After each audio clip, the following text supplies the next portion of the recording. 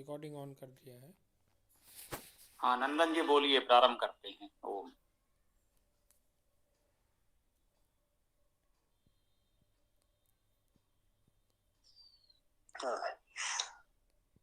स्वामी जी, कल के वेद मंत्र में एक शब्द आया था सभा, जिसको हमने बहुत अच्छी तरह से आपके माध्यम से जाना।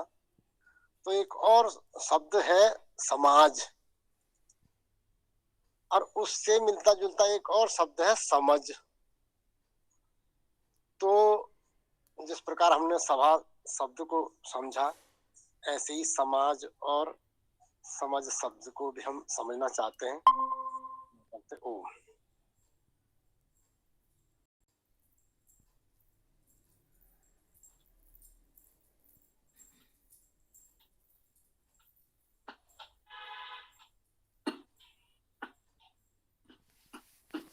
ओम।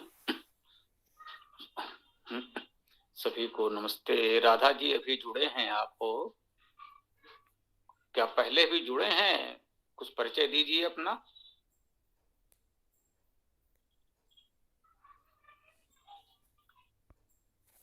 राधा जी कुछ बोलना चाहेंगे? कुछ परिचय देंगे?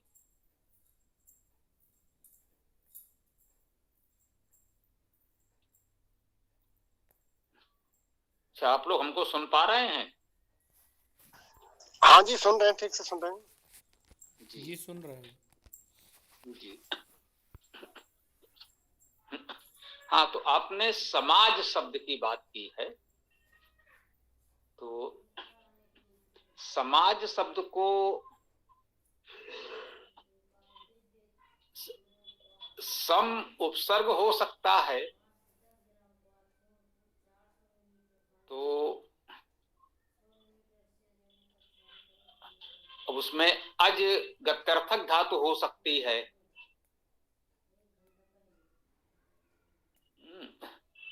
जैसे समिति भी इसी प्रकार बन रहा है, सम उपसर्ग और ई गत्यर्थक धातु है समिति, और उसी का एक व्यापक रूप हम लोग व्यवहार में कहें तो समाज होता है। समाज में ही कुछ समितियां बन जाती हैं। तो समाज को इसी प्रकार से ले सकते हैं, सम उपसर्ग सम्यक रूपेण, और अज गत्यर्थक धातु है। तो एक समूह, समुदाय जो कहीं ना कहीं किसी एक व्यवस्था, परंपरा, संस्कृति से जुड़ा हुआ, सम्यक गति, एक प्रकार से मिलजुल करके रहने का भाव है, वो समाज कहला सकता है। शाब्दिक रूप से तो उसको हम इसी प्रकार से कह सकते हैं, जैसे हमने कहा समित शब्द भी लगभग वही है, सम उपसर्ग और ई गत्यर्थक धातु है, उसी से समित भी बन गया है। तो समित और समाज शाब्दिक दृष्टि से तो लगभग एक स्थान पर आ जाते हैं, और व्यवहारिक दृष्टि से समाज थोड़ा व्यापक है। समित, उस समाज में से कुछ लोग मिलकर एक समित बना लेते हैं, यही कहा जा सकता है। ओम।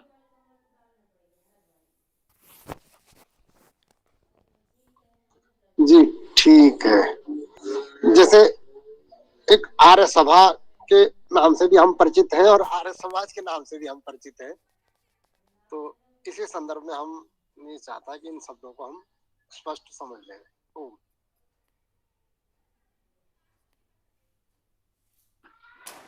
हाँ, तो ये बिल्कुल ठीक बात है। देखिए, यहाँ भी बात लगभग वही आ रही है। आर्य समाज तो कह सकते हैं एक बहुत व्यापक परिवेश में है ना। सभी आर्य उसमें आ गए, सभी आर्यों का समाज है।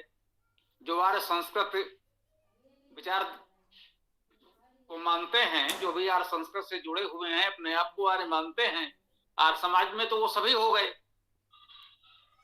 और अब आर्य सभा, आर्य समिति, इस प्रकार से अलग अलग बना सकते हैं। उनमें से कुछ लोगों ने मिलकर एक अपना एक छोटा सा संगठन जैसा एक समिति सभा बनाई कि जहां बैठ करके वो विचार करेंगे कि हम अपने समाज को कैसे गति दें, कैसे आगे बढ़ाएं। तो इस दृष्टि से तो ये बात ठीक ही है। और आगे कुछ चर्चा हम लोग कर सकते हैं, जो भी ओ। स्वामी जी। हाँ जी, बोलिए। भारत में महाभारत काल तक तो सब आर्यों का ही राज रहा है। उसके बाद से गौतम बुद्ध के काल के बाद से जो है विदेशी लोगों ने आक्रमण किया। पहले विदेशी आए, अलेक्जेंडर वगैरह, फिर बाकी लोग आए। तो इन लोगों ने भारत में अटैक कैसे किया, मतलब सफल कैसे हो गए?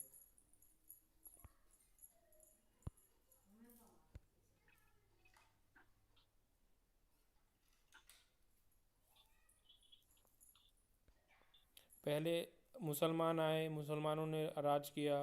फिर अंग्रेज़ आए, अंग्रेज़ों ने राज किया। और बहुत कम संख्या में थे अंग्रेज़ और मुसलमान, लेकिन फिर भी उन्होंने हम पर आक्रमण किया और जीत गए।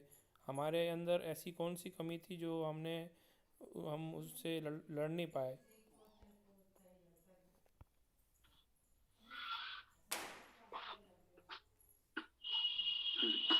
जी, ये महत्वपूर्ण प्रश्न है और इस पर हमें विचार अवश्य करना चाहिए।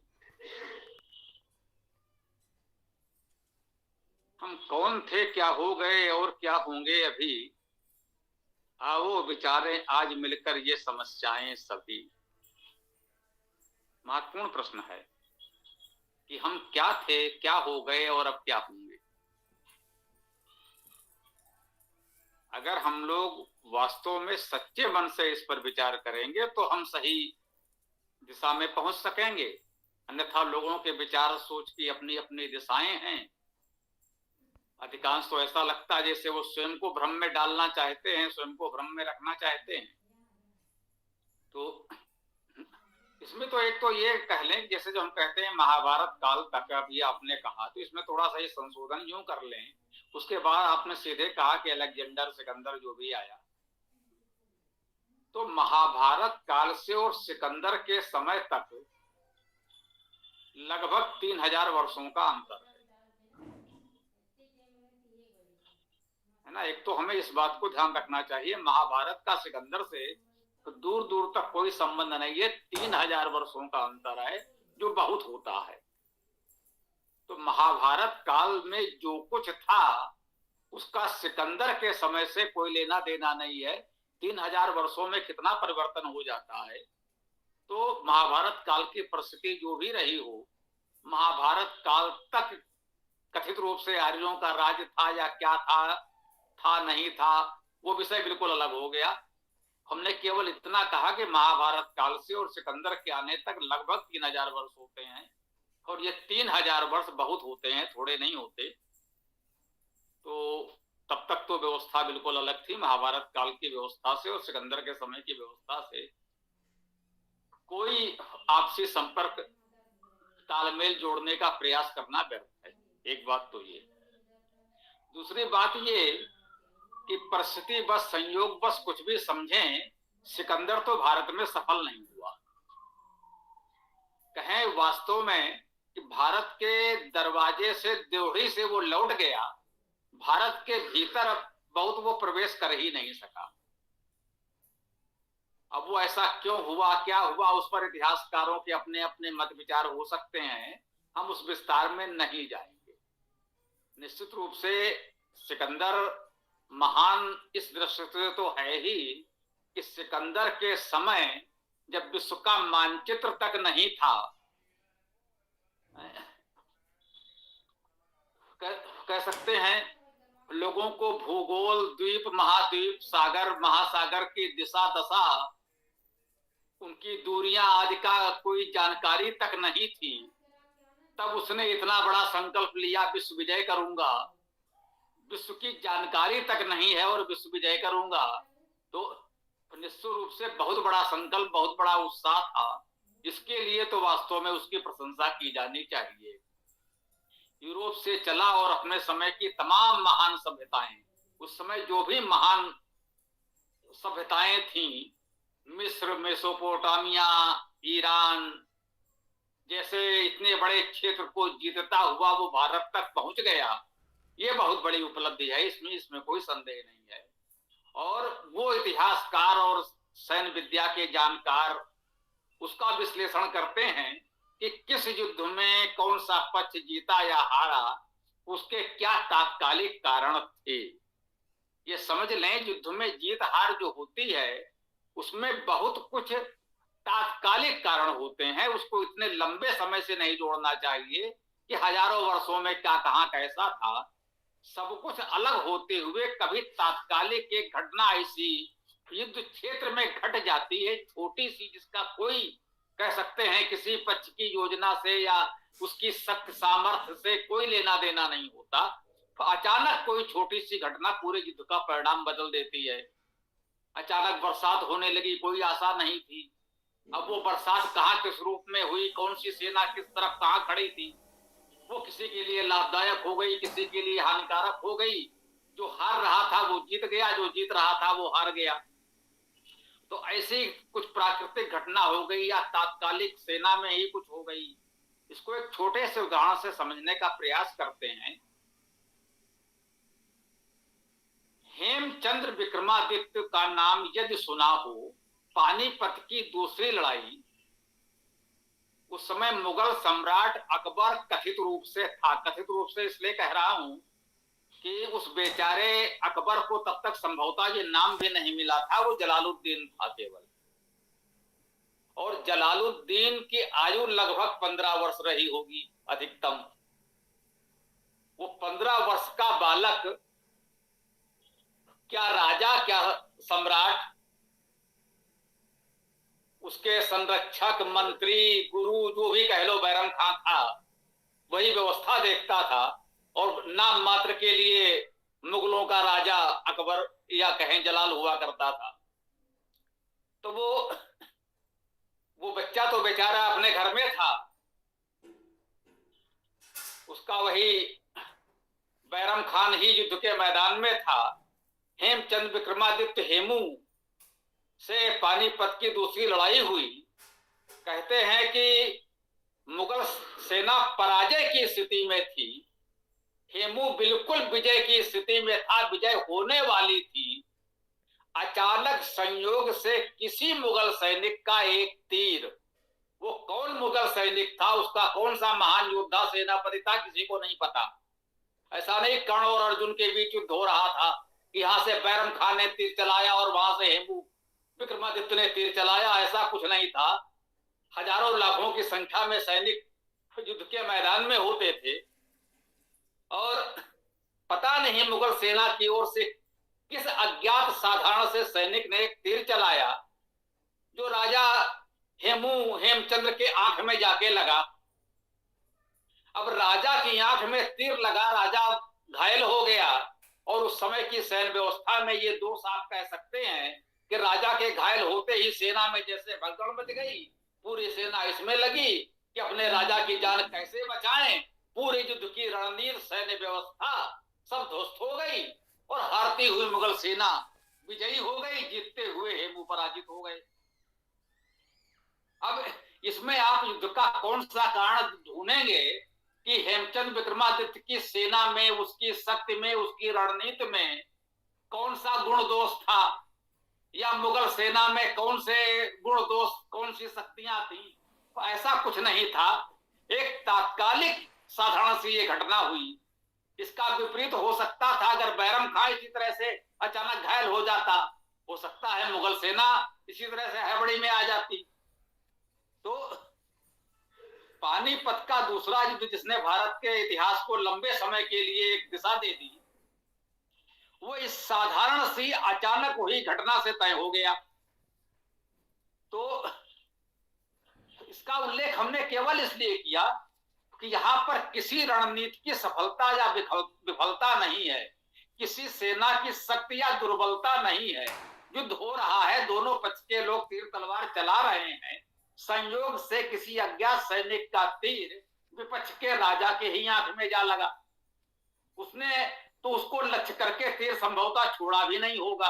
वो सैनिक कौन था, आज तक इतिहास में पता नहीं कि उसको मुगल पक्ष की ओर से उसे कोई सम्मानित भी किया गया हो कि ये युद्ध हम तुम्हारे कारण जीते, तुम्हारे तीर से वो घायल हुआ जिससे कि मुगल सेना विजयी हो गई। उसे कोई पुरस्कार सम्मान उस पक्ष से दिया गया हो, सेना में कोई पदोन्नत दी गई हो, उस सैनिक की पहचान तक नहीं हो सकी, उस बेचारे को नहीं पता कि हमने कर दिया, लेकिन हो गया तो हो गया। तो किसी एक युद्ध के विषय में तो ये कहा जा सकता है कि तात्कालिक कारण भी होते हैं। मतलब एक पक्ष ये भी, ये एकमात्र पक्ष नहीं है, ये मैं सोचिए कि मैं ये कह रहा हूं कि सब कुछ संयोग से होता चला गया, ये भी एक पक्ष होता है। तो केवल एक जीत या हार से हम किसी भी पक्ष को ऐसा कुछ न कहें, सकारात्मक या नकारात्मक निर्णय न लें। तो युद्ध में जीत हार के कुछ ऐसे तात्कालिक कारण भी होते हैं, है ना। एक तो ये पक्ष रहा, और सिकंदर जैसा कि हमने बताया कुछ ऐसी ही परिस्थितियों में कथित रूप से कुछ जीता कुछ हारा, और जैसे तैसे उसकी परिस्थिति ये बनी कि भैया वापस चलो, आगे बढ़ना अपने बस की बात नहीं है, वो तो लौट गया वापस। उसके बाद अरब से जो इस्लाम की शक्ति का उदय हुआ, ये वास्तव में गंभीर अध्ययन का विषय है कि अरब के बिल्कुल जाहिल कबीले शिक्षा व्यवस्था, शासन व्यवस्था, कोई न्याय धर्म संस्कृति जैसे कुछ भी उन्नत नहीं था वहां। उस क्षेत्र में जैसे मिस्र प्राचीन सभ्यता है, मेसोपोटामिया इराक की प्राचीन बड़ी सभ्यता है, जिस समय हम लोग इस समय इजराइल कह रहे हैं, यहूदी राज्य उसकी भी एक गरिमा है, एक प्रमुख राज्य रहा। ईरान बड़ा शक्तिशाली और सभ्य सुसंस्कृत उन्नत साम्राज्य रहा। उसकी तुलना में अरब तो कुछ था ही नहीं, बिल्कुल जिसे कहते हैं अनपढ़ जाहिल अविकसित अशिक्षित कबीलों का क्षेत्र, वो जिनका आपस में कोई लेन देन नहीं, कोई तालमेल नहीं, कहीं कोई सभ्यता संस्कृति इतिहास विद्या कला कौशल कुछ भी नहीं था उनके पास। अचानक मोहम्मद नाम का एक व्यक्ति आता है, वो अपने आप को ईश्वर का दूत पैगंबर घोषित करता है। कुछ लोग उसके साथ जुटते हैं, कई बार वो डर के कारण भागता है, मारा भगाया जाता है, और अंत में उसे ऐसी सफलता मिलती है कि वही अरब के अविकसित लोग इतने शक्तिशाली हो जाते हैं कि मिस्र से लेकर के और भारत तक इतनी बड़ी सफलता प्राप्त करते हैं। तो ये वास्तव में मैं मानता हूं, इस दृष्टिकोण से इतिहासकारों को अध्ययन करना चाहिए कि अचानक अरबों में इतनी शक्ति सामर्थ्य पराक्रम कहां से कैसे जुटा। तो ये इतिहासकारों और युद्ध के रणनीतिकारों के शोध का विषय है। इस पर हमारे आप जैसे साधारण लोगों को कोई भी निर्णय नहीं देना चाहिए। एक तो ये समझ लें, कहीं ना कहीं उनमें कुछ तो था, उसे आप अच्छा बुरा कुछ भी कह लें, वे बर्बर थे, अत्याचारी थे और जो भी थे, परंतु लगातार इतने युद्ध जीतते चले गए तो युद्ध नीति युद्ध कौशल में कुछ तो उन्होंने ऐसा पाया जो लगातार, भाई एक आध बार छल, जैसे हमने कहा एक बार वो संयोग से जीत सकते हैं, तात्कालिक कोई घटना हो गई, एक दो कहीं धोखाधड़ी छल बल से जीत सकते हैं, लेकिन शताब्दियों तक इतने बड़े क्षेत्र में अफ्रीका से भारत तक जीतते हुए चले आए और स्थायी रूप से जीते कि आज तक वो पूरा क्षेत्र उनके अधिकार में है। तो इस पर तो निष्पक्ष दृष्टि से मैं मानता हूं इतिहासकारों और युद्ध नीति के जानकारों को विचार करना चाहिए कि ऐसे ही उनके पास ये कला, ये पराक्रम, ये युद्ध कौशल कहां से आया जिससे वो विजयी रहे। तो उनकी विजय में कहीं ना कहीं उनकी युद्ध नीति रणनीति का योगदान तो है। इसे तो हमें बहुत निष्पक्ष दृष्टि से स्वीकार करना चाहिए। इसमें हमें अपनी पराजय के बहाने नहीं खोजने चाहिए। कुछ तो उनमें श्रेष्ठ था जिससे वो लगातार यहां से यहां तक जीतते आए। इसमें हमारी दुर्बलता नहीं है, उनकी श्रेष्ठता है। हम वीर बहादुर थे, हम लड़े बहादुरी से, हम वीरता से लड़े, उनका सामना किया, बहुत समय तक उनको रोके रखने में सफल भी हुए। हम केवल पराजित नहीं हुए, कई बार हम विजयी भी हुए, परंतु उनमें कुछ तो था कि अंततः वो सफल हुए। तो एक तो हमें स्वीकार करना चाहिए कि उनके अंदर कुछ तो गुण विशेषता रही होगी रणनीति में, ये तो सत्य है। दूसरी बात, जो प्रमुख सफलता मिली मुगलों को या कहें बाबर को, तो वहां तो समझ में आता है कि बाबर सबसे पहले तोपों का प्रयोग करने वाला शासक था। बाबर से पहले तोपें नहीं थी। बाबर से पहले जो भी युद्ध होते थे वो तीर तलवार भाले आदि से ही होते थे। अब बाबर एकदम से तोप जैसी बड़ी अस्त्र को लेकर आता है, तो तोपों से वो विपक्षी सेना पर प्रहार करता है, तो तोपों के प्रभाव से विपक्षी सेना को जो हानि होती है वो तो होती है, मनोवैज्ञानिक प्रभाव बहुत बड़ा पड़ता है। ये इतना बड़ा कौन सा अस्त्र है जिसका सामना हम कैसे करें? तो उस भय से भी सेना बहुत कुछ पराजित हो जाती है, ये भी हमको देखना समझना चाहिए। तो बाबर की सफलता में मुझे लगता है कि उसकी तोपों का बहुत बड़ा योगदान रहा होगा। तोपों उस समय केवल तोपें उसके पास थी और सामने वाले के पास केवल तीर तलवार भाले थे, तो यह भी उसका योगदान हो सकता है। बाबर की तीसरी पीढ़ी में वहां अकबर से आयु में 2 वर्ष बड़े थे प्रताप सिंह, राणा प्रताप। अकबर की तुलना में आयु में 2 वर्ष बड़े थे। अकबर उनसे 2 वर्ष छोटा था, दोनों एक पीढ़ी के समान लोग थे। अब हम कितने गर्व से कहते हैं कि प्रताप का भाला कितने वजन का था, कितना भारी था, इतना भारी भाला लेकर के प्रताप युद्ध करते थे। अकबर की सेना के पास इतने बड़े बड़े तोपखाने हैं और प्रताप सिंह एक भारी भरकम भाला लेकर युद्ध कर रहे हैं, तो तोपों के सामने भाला लेकर आप कैसे युद्ध करेंगे?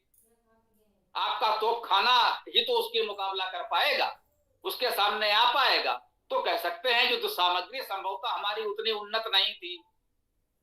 भाई ठीक है, वो तोपें लेकर आया, धीरे धीरे यहाँ के लोगों ने भी तोपें बनाना सीखा, प्रयोग भी किया, लेकिन जो पहले आया वो कहीं ना कहीं उसको लाभ तो उसका मिला ही है।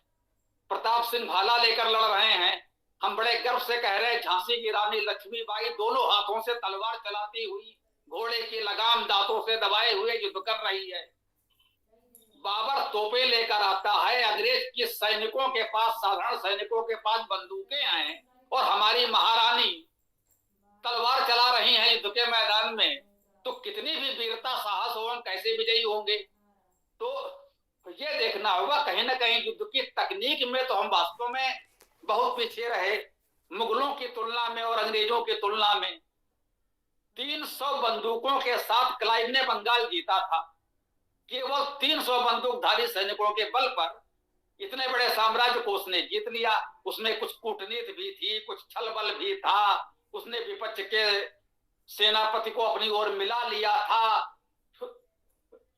ये सारे रणनीतियां तो युद्ध में हमेशा सदैव से चलती आई हैं। महाभारत में भी हुआ, रामायण काल में भी हुआ, विभीषण को इस तरह मिला लिया गया तभी लंका का युद्ध जीत पाए। महाभारत काल में भी इनको उधर मिलाने जोड़ने तोड़ने के प्रयास होते ही रहे।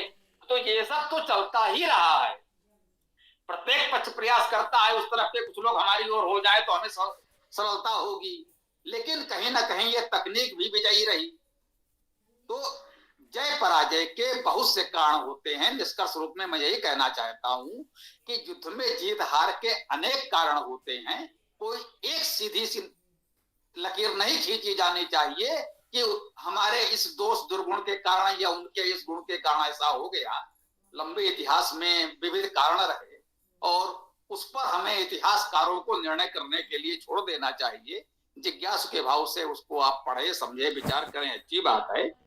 तो ये ठीक बात थी, काफी समय हुआ इस पे, तो अब आगे हम लोग किसी और विषय को लेकर भी बढ़ सकते हैं। धन्यवाद स्वामी जी।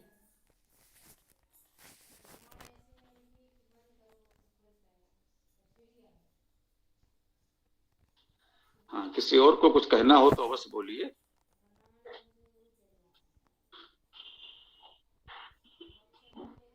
जी, कोई प्रश्न हो, कोई विचार हो, रखे हैं, नए जुड़े हो या पुराने साथी हो, सभी लोग बोल सकते हैं। नए लोग कोई संकोच न करें, बोलें। क्या ईशा पुत्र जी पुनः कुछ कह रहे हैं तो बोलिए। स्वामी जी, इसका आध्यात्मिक कारण भी हो सकता है क्या? जैसे कि हमारे शास्त्रों में बताया गया है कि मूर्ति पूजा नहीं करनी चाहिए, हमको जो है सर्वव्यापक ईश्वर की ही उपासना करनी चाहिए। और मुसलमान और जो अंग्रेज हैं वो मूर्ति पूजा चूँकि नहीं करते थे, इसीलिए उनके पास मतलब उस तरीके से ज़्यादा उनका वो होगा बल। मूर्ति पूजा करने के कारण हम कमज़ोर सिद्ध हुए, क्या ये कारण माना जा सकता है आध्यात्मिक कारण के रूप में? नहीं। यह समस्या का अति सरलीकरण करना और वही है अपने आप को भ्रम में रखने की बात कि अरे भाई बस वो मूर्ति पूजा के कारण हम हार गए। तो सत्य से भागने का प्रयास है ये, और कुछ नहीं है। कुछ लोग ये और यही कहते हैं कि हमारे अंदर एकता की कमी थी, हमारे यहाँ देशद्रोही थे, उनकी ओर जाकर मिल गए और ये हुआ, इस कारण से हम हार गए और ऐसे। तो ये सब केवल सत्य से भागने का प्रयास है। समस्या का इतना सरलीकरण न करें। मैंने कहा युद्ध में जय पराजय के अनेक कारण होते हैं। वो रामायण महाभारत से लेकर और आधुनिक काल तक है। यही मूर्ति पूजकों का देश थी कि हम आप मूर्ति पूजा को नहीं मानते, ये ठीक, हमें मूर्ति पूजा का समर्थन नहीं करता, आप सब जानते हैं, परंतु समस्या का ऐसा सरलीकरण नहीं करना चाहिए। यही मूर्ति पूजकों का देश, वो समय था हारे, लेकिन अब आप देख लीजिए 1947 में हम स्वतंत्र हुए, अंग्रेज भी पराजित हुए, यही मूर्ति पूजकों का देश था। ठीक है, दयानंद आर्य समाज के प्रभाव से बहुत कुछ चेतना आई वैदिक के प्रति, लेकिन ऐसा तो नहीं था कि देश ने मूर्ति पूजा छोड़ दी थी। गणेश उत्सव तिलक ने प्रारंभ किया, वो मूर्ति पूजा का और प्रचार प्रसार करना ही था, लेकिन कहीं ना कहीं लोगों को एकत्र करने, राजनीतिक चेतना जगाने में उसकी भूमिका भी थी। स्वतंत्रता संग्राम आंदोलन में माना जाता है। तो ऐसा नहीं है। यही मूर्ति पूजकों का देश एक बार जगा किसी नेतृत्व में, किसी भी रूप में, जब पूरा देश एक साथ एक लक्ष्य के साथ उठ खड़ा हुआ, तो उस मूर्ति पूजा करते हुए भी हम विजयी हुए। जिनके राज्य में सूर्य नहीं डूबता था, आज वो सूर्य देखने को तरसते हैं। मैं मूर्ति पूजा नहीं करते, हम मूर्ति पूजा करते हैं। आज स्थिति यह है कि ब्रिटेन का प्रधानमंत्री एक भारतीय मूल का हमारा सनातनी व्यक्ति है। हम लोग बिना सेना के वहां पर इस स्थिति में पहुंच गए।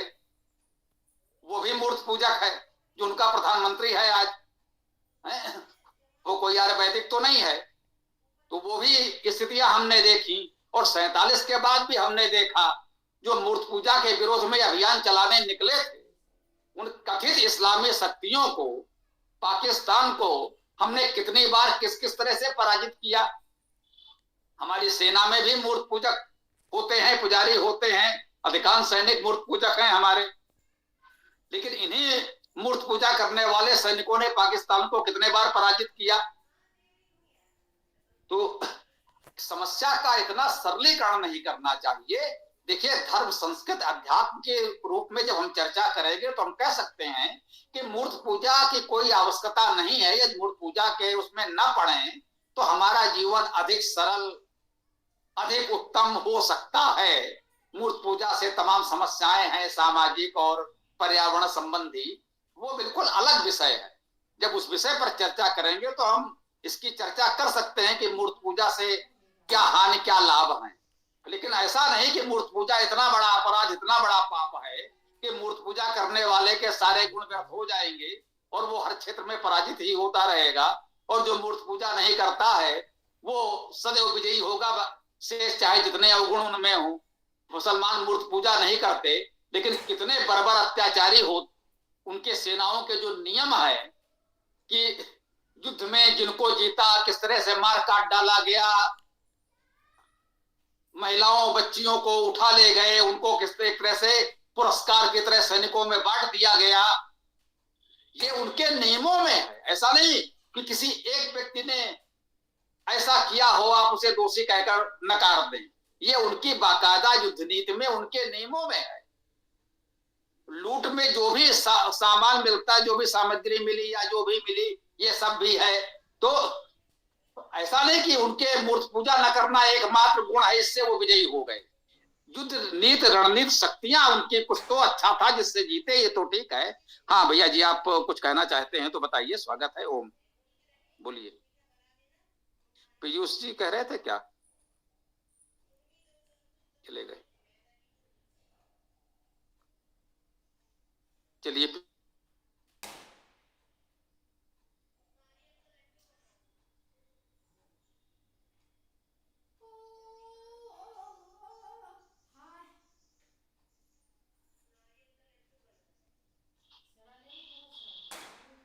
हाँ पीयूष जी बोलिए, आप कुछ कहना चाह रहे थे। जी पीयूष जी कुछ कहना चाह रहे थे आप।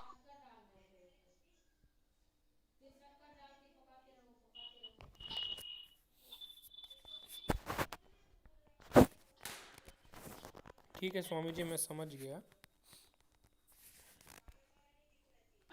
हाँ पीयूष जी आप कुछ कहना चाह रहे थे तो कह सकते हैं, बोल सकते हैं, अपना प्रश्न विचार रख सकते हैं। और पीयूष जी नहीं कह रहे हैं तो और लोग भी जो भी प्रश्न विचार हो रख सकते हैं। बोलिए, चर्चा को आगे बढ़ाते हैं। ओम।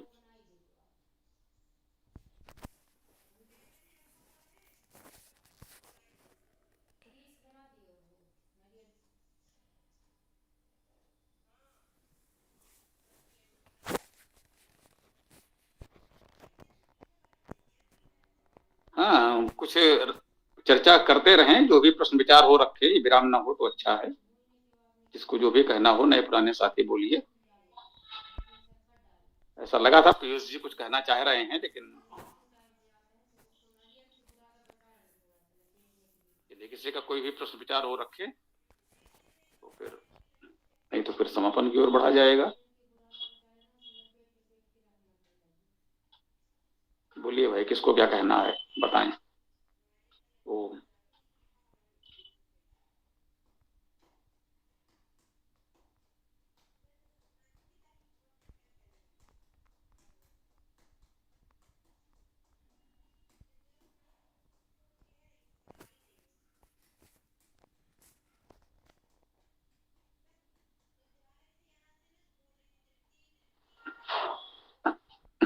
हाँ भैया जी, किसी को कुछ नहीं कहना है तो क्या समापन किया जाए। किसी को कहना, कुछ कहना हो तो बताएं, अन्यथा फिर समापन करें, वेदाष्टक का पाठ किया जाए। बोलिए, किसी का कोई प्रश्न विचार हो तो प्रस्तुत करें, अन्यथा वेदाष्टक का पाठ करके समापन किया जाए।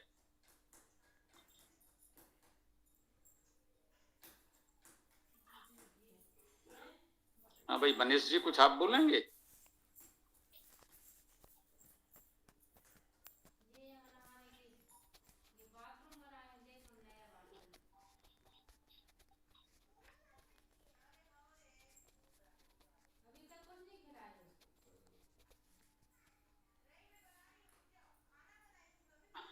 हाँ सीताराम जी और आनंद जी भी जुड़े हुए हैं,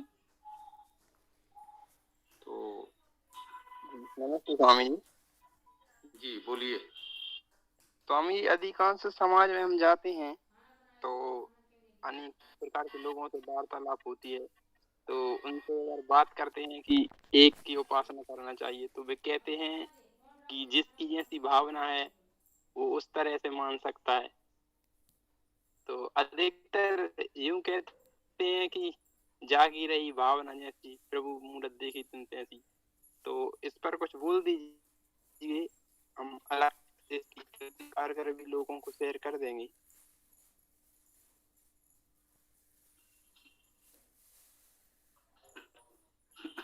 देखिए, ये बात एक सीमा तक तो बिल्कुल ठीक है। ये तो बिल्कुल सत्य है कि ईश्वर को प्रत्यक्ष रूप से तो किसी ने देखा नहीं। इसका कोई साधन उपाय हमारे पास है भी नहीं कि कोई ये कह सके देखिए यही उसका प्रामाणिक स्वरूप है और ईश्वर ऐसा ही है, अन्य किसी प्रकार की बात नहीं की जा सकती। या ऐसा कोई प्रत्यक्ष हो कि ईश्वर केवल इस प्रकार की उपासना करने वालों की बात तो सुन लेता है, अन्य लोगों की नहीं सुनता। ऐसा भी कोई प्रत्यक्ष अनुभव में नहीं है। जैसा अभी ईसापुत्र जी ने कहना चाहा कि मूर्ति पूजा के कारण पराजित हो गए, तो ऐसा तो नहीं है कि मूर्ति पूजा करने वाले हर क्षेत्र में पराजित होंगे और जो मूर्ति पूजा नहीं करते हुए हर क्षेत्र में सफल होते चले जाएंगे। तो निश्चित रूप से ईश्वर ने ऐसी कोई व्यवस्था बनाकर नहीं दी, ये विवेकशील मनुष्यों ने ही बनाई, जिसे हम लोग ऋषि कहते हैं। कुछ लोग अपने शब्दावली में कुछ और कह सकते हैं, ये उनकी अपनी इच्छाएं है ना। तो इसमें तो कोई संदेह नहीं है कि हर व्यक्ति अपने विवेक की सीमा के अनुसार ही इस प्रकार की कल्पनाएं करके और पूजा उपासना के नाम पर जो कुछ उसे ठीक लगता है करता है। व्यवहारिक दृष्टि से यह सत्य है कि ऐसा होता है, दो पक्ष हैं, ऐसा होना चाहिए और ऐसा होता है, दो अलग बातें हैं। ऐसा होता है ये तो सत्य है। विश्व में इतने प्रकार के मतांतर हैं, वो इसीलिए हैं कि लोग अपने अपने भावना और विचार के अनुसार उन्होंने एक धार्मिक पंथ की कल्पना कर ली है और उसके अनुसार वो अपना पूजा उपासना प्रार्थना जो भी उसे समझते हैं कर रहे हैं, इसीलिए इतने मतांतर हैं। अब ये कहा जाए कि सभी लोग एक दिशा में आ जाएं, तो ये आदर्श परिकल्पना है कि संसार के सभी लोग किसी एक मत एक विचारधारा को मानने लगे तो संसार में इतने कलह विवाद समस्याएं नहीं होंगी। ये बहुत अच्छी बात होगी, ऐसा होना चाहिए, लेकिन है नहीं, है ना। देखिएगा, दो विषय स्पष्ट हैं, ऐसा है और ऐसा होना चाहिए। पूरे विश्व में अनेक प्रकार के मत मतांतर हैं, पंथ हैं, ये सत्य है। होना चाहिए कि सब लोग एक सच्चे मत को स्वीकार कर लें। अब प्रश्न ये है कि सच्चा मत किसे माना जाए, जिसका जो भी मत है। हाँ, इसमें एक तीसरा पक्ष है। एक तो ये है कि वो कहता है मेरा वाला मत ही सच्चा है, तो बाकी सारे झूठे हैं। ये चाहे जो कोई हो। थोड़ी देर के लिए हम मान लें कि आर्य समाज मानता है कि जो उसकी विचारधारा है वही सत्य है, बाकी सब झूठ है। इस्लाम कहता है कि बस हमारा मत ही सत्य है, बाकी सब झूठ है। ईसाई कहेगा हमारा बाइबल का मत ही ठीक है, बाकी सब झूठ है। तो एक तो ये है कि सबके अपने अपने मत, जो लोग मानते हैं कि भाई यही मार्ग सत्य है, बाकी सब झूठ है। एक पक्ष ये भी है। इसका एक दूसरा अन्य पक्ष ये भी है कि जो आपने कहा, कुछ लोग इस उदारता से देख रहे हैं कि भाई जब ईश्वर को किसी ने प्रत्यक्ष रूप में देखा नहीं, तो जिसका जैसा भाव विचार है अपनी भावना श्रद्धा के अनुसार वो उसका स्मरण करता है, उससे उसको कहीं कुछ शांति आनंद का अनुभव होता है तो होने दीजिए। इसमें आप अर्थ में ये विवाद लेकर क्यों आते हैं कि ऐसा नहीं ऐसा करो। यह एक उदारवादी अलग पक्ष है। यह पक्ष एक सीमा तक ग्राह्य है कि भाई अब हर कोई तो इतना विद्वान है नहीं, कितना बड़ा मनीषी विद्वान विचारक जो वेद का सांगोपांग अध्ययन करके संपूर्ण वेद का उसने स्वाध्याय किया है, सत्य को जाना है, इतना बड़ा बुद्धिमान भी हो जो चिंतन मनन करके उस सत्य को अनुभव कर सके। तो ये तो मान लीजिए प्रत्येक व्यक्ति तो इस स्तर पर हो ही नहीं सकता। समाज में कुछ ही मनीषी इस स्तर तक पहुंच सकते हैं, सब तो नहीं हो सकते। अब ये है कि जो इस स्तर तक है उसके मार्गदर्शन में समाज ठीक से चले। अब वहां पर समस्या यही आ जाती है कि बहुत से लोग समर्थक जुटा लेते हैं और हमारे गुरुजी हमारे बाबा जी बहुत पहुंचे हुए संत हैं, बस वो जो कह रहे हैं वही परम सत्य है। तो ये पाखंड आडंबर भी फैलने लगता है। तो ये तो सत्य है कि वेद का मत सर्वोत्तम है, वेद की कोई बात अब तक असत्य सिद्ध नहीं हुई है। आडंबर वाले पाखंड मतों में और वेद में अंतर यही है कि वेद के लोग स्पष्ट कहते हैं कि भैया आइए बैठकर बात कर लें, आप बताइए वेद की कौन सी बात आपको असत्य लगती है, ठीक नहीं लगती है, तो कोई नहीं आता बताने। और बाकी जो लोग एक अंधविश्वास पाखंड के रूप में फैलाते हैं कि हमारे बाबा जी बड़े चमत्कारी बड़े सिद्ध पुरुष हैं, वो कभी भी इस तरह तर्कसंगत चर्चा के लिए उपस्थित नहीं होते। अरे भाई वो आपसे क्या बात करनी है, वो तो हमने प्रत्यक्ष अनुभव किया है, हमारे गुरुजी हमारे बाबा जी में इतनी दिव्य शक्तियां हैं। वो कभी भी आपसे सब प्रमाण बौद्धिक रूप से तर्कसंगत चर्चा के लिए सहमत नहीं होंगे। वो केवल प्रचार प्रसार करते रहते हैं कि हमारे बाबा जी महान है। स्पष्ट है कि वो सब पाखंड है। वेद का मत इसलिए सच्चा है कि वेद के सभी लोग स्पष्ट रूप से कहते हैं कि आइए बैठकर चर्चा कर लें कि वेद की कौन सी बात आपको ठीक नहीं लगती। तो कौनो बाबा जी नहीं आते ये बताने कि वेद की ये बात हमें ठीक नहीं लगती। अरे भाई वेद अच्छे हैं, ठीक है, आप पढ़ते हो, अच्छी बात है, हम भी वेद को मानते हैं, लेकिन भाई हमारे बाबा जी में चमत्कारी शक्तियां हैं इसलिए हम उनको मानते हैं। ये कह के वो निकल लेंगे। जो सनातन धर्म की सीमा में हमारे बाबा जी हैं, वो तो ये कहकर निकल लेंगे, अरे भाई हम भी वेद को मानते हैं, कोई हम वेद से अलग थोड़ी है, लेकिन भाई हमारे गुरुजी में, बाबा जी में इतनी चमत्कारिक शक्तियां हैं, इसलिए हम उनको मानते हैं, उनके आशीर्वाद से हमारा काम सारे कार्य हो जाते हैं। तो चर्चा वो कभी नहीं करेंगे। और अन्य मतावलंबी जो सनातन धर्म से बाहर है, जो वेद को बिल्कुल नकारते हैं, उनकी तो बात ही क्या है, चर्चा उनको करना नहीं है, उनके पास प्रचार प्रसार के हथकंडे हैं, उस रूप में वो अपना संख्या बढ़ा रहे हैं, प्रचार प्रसार कर रहे हैं। तो ये स्थिति है इस संदर्भ में। तो हमको ये रखना है कि वेद का मार्ग सत्य तो है, इसलिए कि अब तक कोई समझ नहीं आया कि वो पढ़कर बताता कि वेद की ये बात, वेद में ये बात लिखी है जो सत्य नहीं है, जो ठीक नहीं है, इसलिए वेद का मत हमें ठीक लगता है और लोग उसको माने, अपनाए। इसके लिए हमें भी प्रयास करना चाहिए, लेकिन हमें यह स्वीकार कर लेना चाहिए कि इतने बड़े संसार में इतने मतांतर हैं, सबको एक बिल्कुल तत्काल समाप्त करके एक वेद मत की स्थापना करना व्यवहारिक दृष्टि से तो अभी संभव नहीं दिख रहा है। हमें यह पक्ष स्वीकार कर लेना चाहिए, जहां तक वेद पहुंच सके, पहुंचा सके, हम प्रयास करें, हम वेद से जुड़े, लोगों को जोड़ें, वो श्रेष्ठ मार्ग है। लेकिन ऐसे कोई कुंठा न पालें, कोई ऐसा आप विचार करें कि भाई पूरे संसार के लोगों को वेद मान लेना चाहिए। ये भाई जहां तक हम पहुंचा सकेंगे अवश्य पहुंचेगा, लेकिन अब वेद अच्छा है, लोगों को पता ही नहीं, लोग कैसे मान लेंगे। व्यवहारिक उसमें अपनी समस्याएं हैं, प्रचार प्रसार के प्रयास करते रहिए। हो सकता है ईश्वर की कृपा से एक समय ऐसा आए जब पूरे विश्व में वेद को स्वीकार कर लिया जाए। मैं समझता हूं आपकी बात संभवतः पूरी हो गई हो, कुछ और हो तो कह सकते हैं। ओम। जी स्वामी जी, जैसा आपने कहा इसी तरह से मैंने चर्चा की, कुछ वृद्ध लोग थे, तो वैसे तो किसी सामान्य व्यक्ति से तो गंभीर विषय पर चर्चा नहीं करनी चाहिए, पर वो थोड़े श्रेष्ठ लोग थे समाज के, तो उनसे चर्चा किया। थोड़े समय बाद वो भाग खड़े हुए कि भैया हम इस विषय पर कुछ नहीं कर सकते, हमारा सिर दर्द करने लगा, हम तो जा रहे हैं।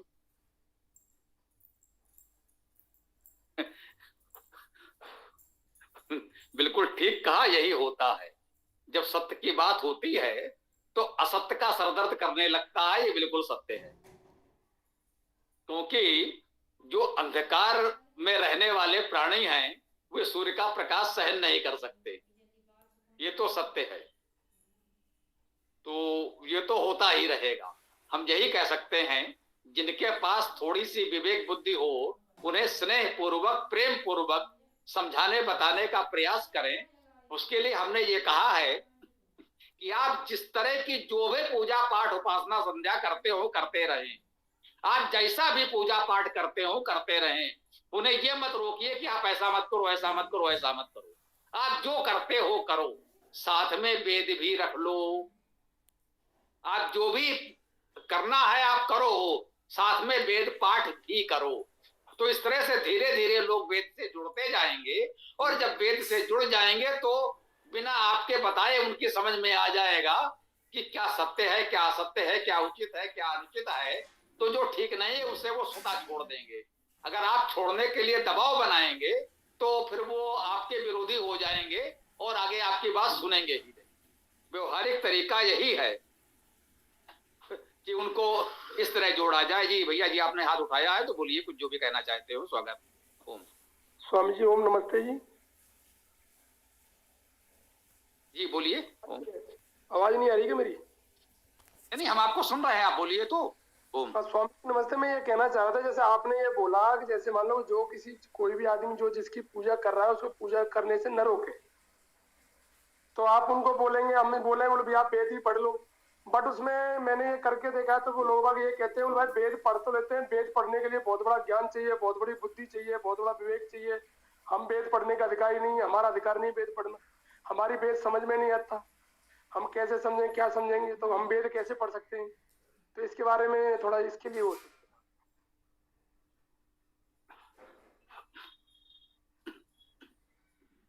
मेरी बात पूरी हो गई है श्रीमती।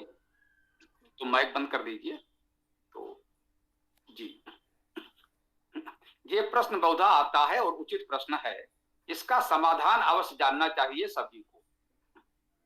यह समाज में भ्रम फैलाया गया है कि कि वेद बहुत कठिन है और बहुत बड़े बड़े विद्वान ही इसको समझ सकते हैं, यही भ्रम तो हमने दूर किया। इस वेद कक्षा में सामान्य विद्यार्थी जुड़े, उन्होंने ही वेद कक्षा प्रारंभ की, हमसे कहा भाई आप वेद पढ़ाइए, हम पढ़ा रहे हैं। सामान्य विद्यार्थी हैं जिनका संस्कृत से कोई परिचय नहीं था, वेद तो दूर की बात है संस्कृत से भी कोई परिचय नहीं था, वो हमारे साथ वेद पढ़ रहे हैं और अब तो वेद की व्याख्या करने पढ़ाने की स्थिति में सामान्य रूप से आ गए हैं। थोड़ा बहुत अपना स्तर पर कुछ ना कुछ कर ले रहे हैं थोड़े समय में। तो वेद को सही तरह से पढ़ाया नहीं गया, लोगों को वेद से दूर करने का षड्यंत्र किया गया। ये कहा गया कि वेद बहुत कठिन है, आप नहीं पढ़ सकते, या आपको वेद पढ़ने का अधिकार नहीं है, वेद करने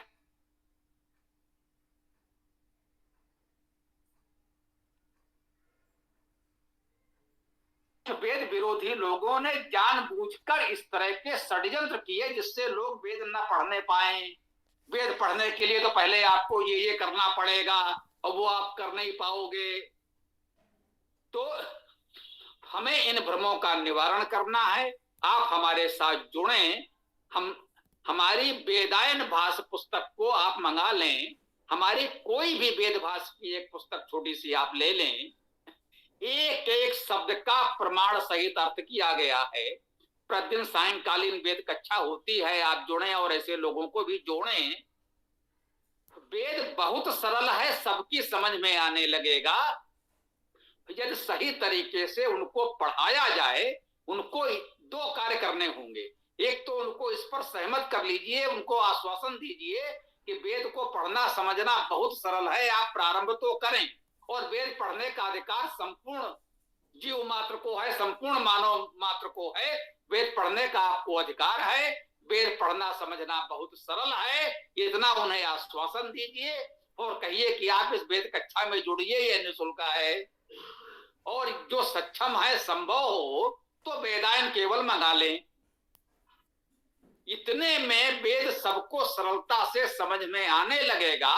फिर धीरे धीरे कुछ लोग ऐसे निकलेंगे आपके इस समूह में, जो भी आपका इस तरह का एक बन जाएगा कि जो चारों वेद भी पढ़ेंगे और बहुतों को पढ़ाएंगे। तो वेद पढ़ना बहुत सरल है, वेद हर कोई पढ़कर समझ सकता है, वेद पढ़ने का अधिकार मानव मात्र को है। इतना संदेश आपको देना है, सबको आश्वस्त करना है और उनको यथासंभव हम लोगों से जोड़ने का प्रयास करिए। उनकी और जो समस्याएं होंगी आप समाधान करें, और यदि आपको लगे कोई आवश्यक हो तो बताइए, कक्षा में जोड़िए, हम समाधान करेंगे। तो कुछ कार्य हो सकता है। संभवतः आपकी बात यदि हम समझा पाए हो, कुछ और कहना हो तो कह सकते हैं। तो मैं स्वामी जी एक बात ये कहना चाह रहा था, तुमने जैसे बोला है कि हमें भी वेद बहुत सरल है, बहुत सूक्ष्म है, ये है, तो वैसे वो बोलते हैं कि भाई असली वेद तो कहीं है नहीं, बाकी सब लोगों के मतांतर लिखा गया, अपने अपने मतों से लोगों ने लिखा है, जो ऋषि मुनि होगा उन्होंने लिखा है। जैसे मेरे पास स्वामी दयानंद सरस्वती के कुछ भाष्य हैं मेरे पास, मैंने उनके द्वारा उनको समझाने का कोशिश किया। तो समझाने के बाद में फिर एक और आगे थे हमारे बुजुर्ग थे, हमारे चाचा ताऊओं में, तो वो श्री रामचंद्र आचार्य, उनके भी वेद लेके आए थे। तो उन्होंने मेरे को बोला यार इसमें ये देखो अंतर, इसमें इतना अंतर है, इसमें ये अंतर है। तो बोले असली वेद तो है ही नहीं, ये सब मतलब ये है वो है, ऐसे करके जो है ना, एक मैं अकेला पड़ जाता हूँ, छोटी सी मेरी आयु, वो 35 वर्ष की मेरी आयु है। तो वो बुजुर्ग आदमी के सामने थोड़ा मुझे जो है ना झुकना पड़ जाता है, तो उनको बात को रखना पड़ता है मेरे को। तो मैं उनको समझा नहीं पा रहा हूँ, मेरे को ये ऐसा कोई वो बताए जिसको मैं उनको समझा सकूं, उनको मैं सिद्ध कर सकूं कि वेद ये असली है, कि ये क्या चीज है, क्या है। मेरी बात पूरी हुई।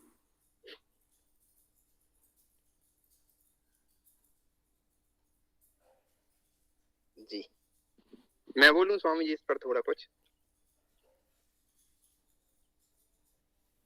सत्येंद्र जी आपका हैं तो चलो बता दो, पर मैं तो बताऊंगा ही। तो अब ये देख लो, पहले आपको बताना हो तो आप बता दो, मैं तो बताऊंगा जी। तो आपका कहना है कि ये वेद भाष्य तो अनेक व्यक्तियों के मिल सकते हैं, पर वेद की जहाँ बात होगी तो वहां पर केवल मंत्र देखे जाएंगे, मंत्र और मंत्रों का अर्थ धातु के आधार पर होगा, उसे प्रमाणिक माना जाएगा। तो वेद भाष्य तो अनेक तरह के हो सकते हैं, और क्योंकि वेद का अर्थ धातु के अनुसार ही लेते हैं, तो जो व्यक्ति शब्द सा धातु का अर्थ करेगा उसका प्रमाणिक मानना चाहिए। और ऐसे तो अगर बात करेंगे कि इसका वास्तव ऐसा, तो ये तो इस पर एक सहमत कभी नहीं हो सकते लोग जी। हाँ, सीताराम जी ने सही बात कहने का प्रयास किया। थोड़ा इसको मैं स्पष्ट कर देता हूँ। जो उन्होंने कहा कि इनका वेद उनका वेद, तो बिल्कुल ठीक कहा इन्होंने। वेद तो एक ही है, उनकी बात से ही प्रमाणित हो रहा है। जो लोग आपसे प्रश्न कर रहे हैं सत्यन जी कि वो श्री राम शर्मा का वेद भाष्य ले आए, आपके पास दयानंद सरस्वती का वेद भाष्य है, किसी के पास सायण बट महीधर का वेद भाष्य होगा, या किसी के पास किसी अन्य विद्वान का भी हो सकता है। तो इससे स्पष्ट हो रहा है, इन सारे वेद भाष्य रख लीजिए, जो वेद मंत्र है वो तो एक समान है, उनको दिखा दीजिए, है ना। जिनके पास श्री राम शर्मा का वेद भाष्य है, दयानंद का है, सायण बट महीधर किसी का है या किसी अन्य का है, आप दिखा दीजिए भैया ये पढ़ो, मंत्र तो वही है, मंत्र में कोई अंतर नहीं है। इसलिए वेद तो एक है और वेद सबका एक है, इसमें वेद सबका अलग अलग नहीं। अब समस्या अर्थ करने में है, तो ये कह सकते हैं अर्थ कौन सा माने। तो वेद तो एक तो स्पष्ट बिल्कुल कहें कि वेद तो एक ही है, वेद किसी का अलग अलग नहीं है, वेद सबका एक है।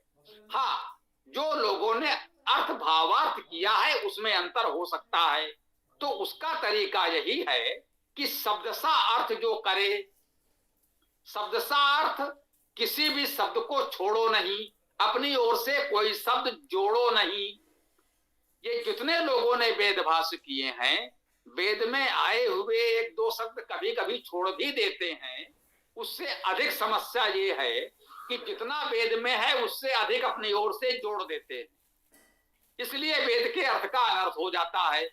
तो ये समझना समझाना पड़ेगा।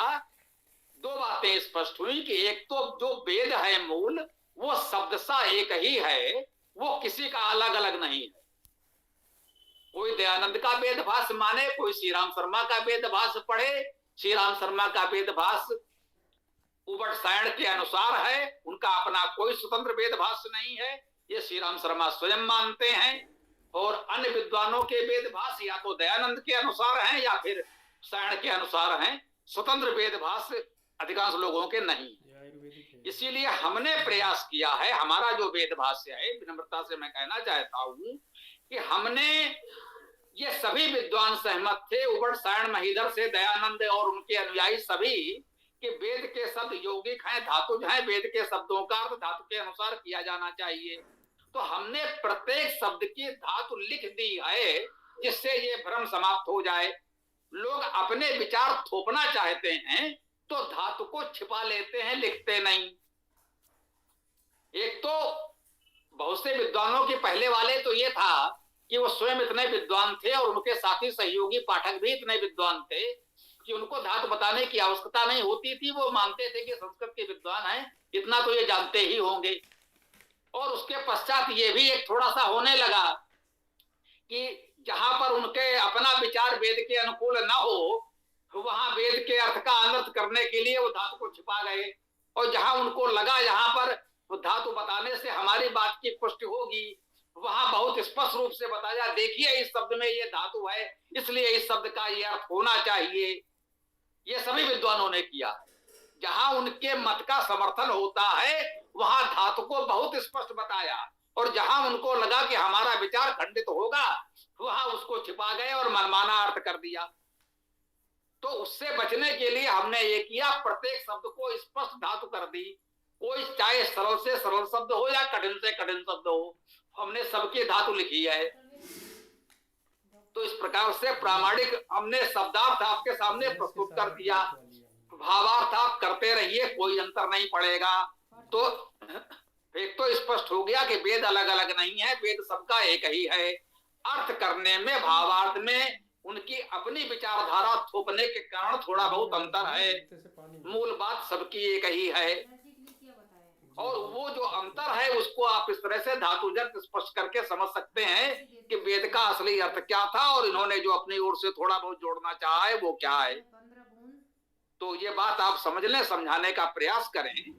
आपकी आयु भी उचित है, पर्याप्त है, और जो बहुत अधिक आयु के हैं उस कारण से थोड़ा सा एक सामाजिक शिष्टाचार भी आवश्यक है, उनको हम लोगों के साथ जोड़िए।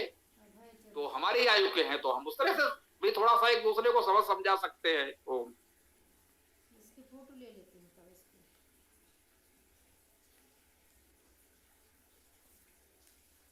बस इतनी दवाई की है बस इसके अंदर है डिब्बी।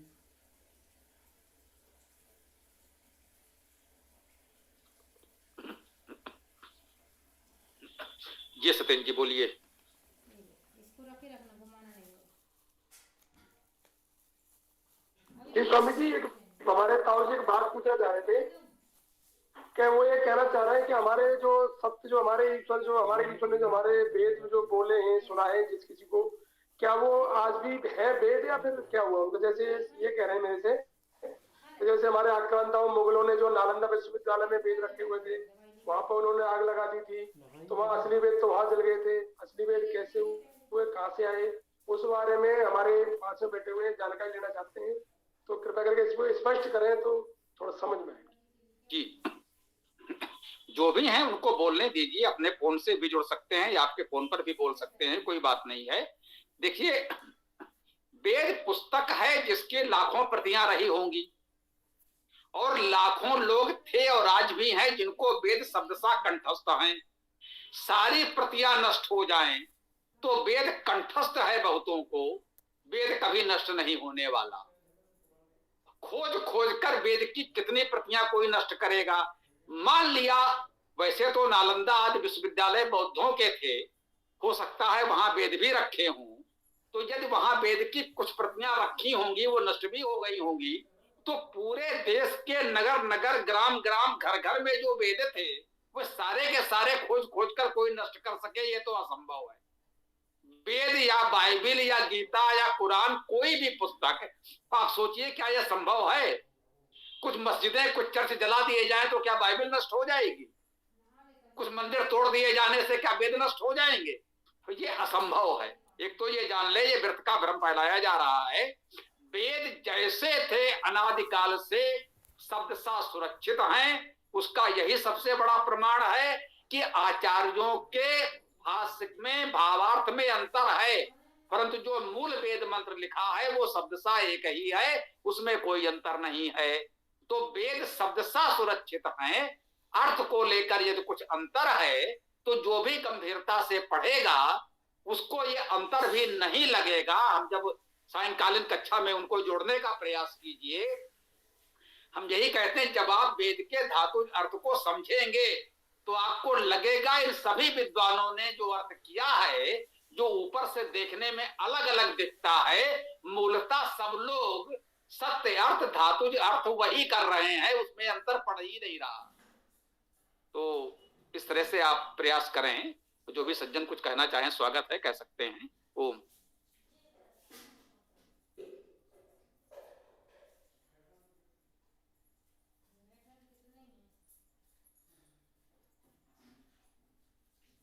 ये सत्येंद्र जी बोलिए।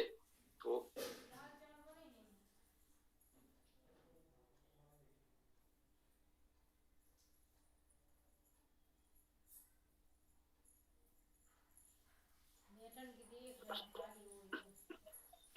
भाई सत्येंद्र जी आप या आपके साथी कुछ कहना चाहें तो कह सकते हैं, अन्य किसी को कुछ कहना हो कह सकते हैं, अन्यथा वेदाष्टक का पाठ करके समाप्त करेंगे। जी सत्येंद्र जी बोलिए। स्वामी जी कुछ नहीं, यहाँ पे बैठे हुए ये मेरे ताऊ जी वगैरह बुजुर्ग आदमी, इनके पास मोबाइल चलाना नहीं आता है। तो मैंने कल आपको कल जो आपकी मीटिंग जो चल रहा था हमारे वेदांत 7 को 7:30 से 8 बजे तक का, वो मैंने सुनाया था। तो मैंने इनको सुबह ये बोला था कि अगर आपको सुनना हो तो 11 बजे आ जाना, तो इसलिए मैं 11:30 बजे जुड़ पाया आपसे, क्योंकि थोड़ा लेट सेट हुए थे, इनको थोड़ा ध्यान नहीं था। तो आज ये जुड़े हैं, इनके पास मोबाइल है नहीं, अगर जब तक मैं इनके पास हूँ तब तक ये आपसे जुड़ते रहेंगे। बाकी मैं इनकी बातों को आपके द्वारा अपने द्वारा आपको पहुंचा रहा हूँ, बस ये है। जी आप बहुत अच्छा कार्य कर रहे हैं, आपको बहुत बहुत साधुवाद। ऐसे ही वेद का प्रकाश हम लोगों तक पहुंचा सकते हैं। तो और किसी साथी का कोई प्रश्न विचार हो तो रख सकते हैं, अन्यथा समय भी हमारा हुआ। और वेदाष्टक में हम लोग चारों वेदों के प्रथम और अंतिम मंत्रों का पाठ करते हैं। कम से कम चारों वेदों के ये 8 मंत्र लोगों तक पहुंच जाएं, लोगों को स्मरण कंठस्थ हो जाएं, ये प्रयास हमारा है। तो किसी साथी का कोई प्रश्न विचार हो तो रख सकते हैं, अन्यथा हम वेदाष्टक का पाठ करके समापन करें। बोलिए ईसापुत्र जी। ओम।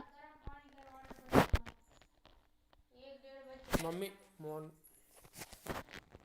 स्वामी जी, ये दर्शन शास्त्रों में ऐसा क्यों लिखा है कि ये संसार दुख से भरा हुआ है, कोई भी सुखी नहीं है?